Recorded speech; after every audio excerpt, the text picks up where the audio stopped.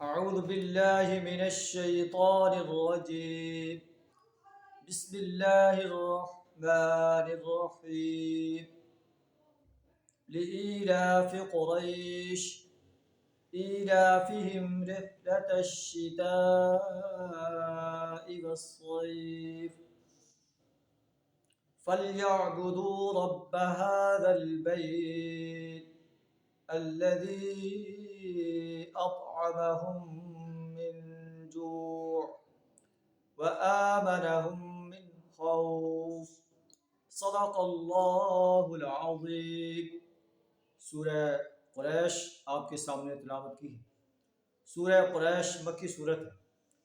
اسے قریش اس لیے کہتے ہیں، اس میں قریش کا لفظ ہے لإیلاف قریش.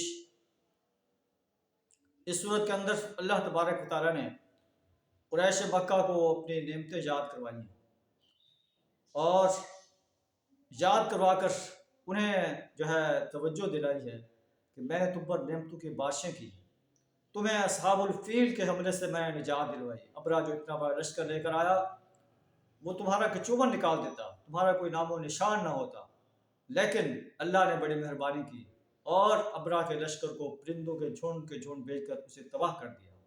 اللہ کی کتنی بڑی نعمت ہے.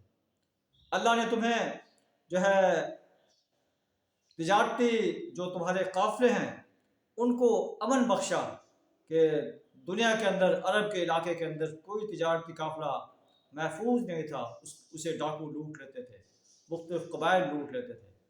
اللہ نے حرم کی نسبت سے تمہیں امن عطا فرمایا اور تمہارے قافلوں کو کوئی لوٹتا نہیں ہے، کوئی اسے چھیڑ چھاڑ نہیں کرتا.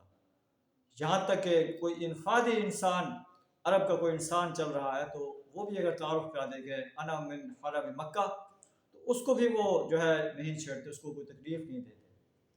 سردیوں کے دنوں میں تم فلسطین میں جاتے ہو، شام میں جاتے ہو، جو اپنا ٹھنڈے علاقے ہیں. اپنا گرمی کے دنوں میں تم شام و فلسطین میں جاتے ہو جو ٹھنڈے علاقے ہیں، اور جو ہے سردی کے موسم میں تم جنوب عرب میں جاتے ہو، یمن میں جاتے ہو جو گرم علاقے ہیں. اللہ کی کتنی بڑی رحمت. اللہ نے تمہارے تجارتی قافلوں کے لیے امن جو ہے وہ مہیا کر دیا ہے. تو اتنی نعمتوں پر تمہیں اللہ کا شکر ادا کرنا چاہیے، اس اللہ کی عبادت کرنی چاہیے، اس اللہ کی بندگی کی اختیار کرنی چاہیے، اس اللہ کی پرستش کرنی چاہیے، اس اللہ کو کی جو ہے اطاعت کرنی چاہیے، اسی اللہ کو حاجت روا اور مشکل کشا ماننا چاہیے، اسی کے نظر و نیاز ماننی چاہیے، اسی کی حاکمیت کو تسلیم کرنا چاہیے، اسی کو کی حاکمیت کو قائم کرنے کے لیے تمہارے میدان عمل میں آنا چاہیے.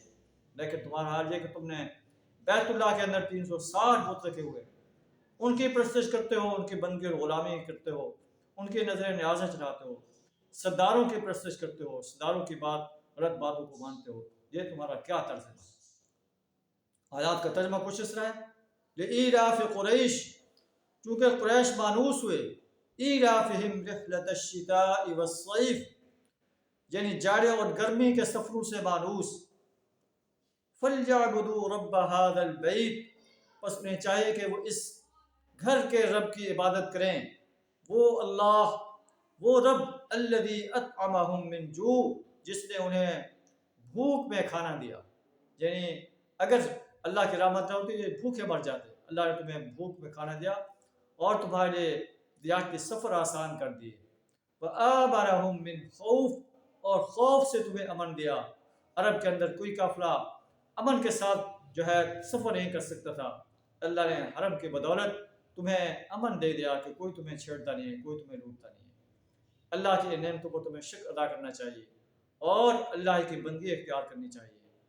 بتوں کی بندگی، انسانوں کی بندگی اور دوسری بندگیوں کو جو ہے ایک طرف رکھ کر خالصتاً اللہ کی پرستش، اللہ کی بندگی اور غلامی اختیار کرنی چاہیے.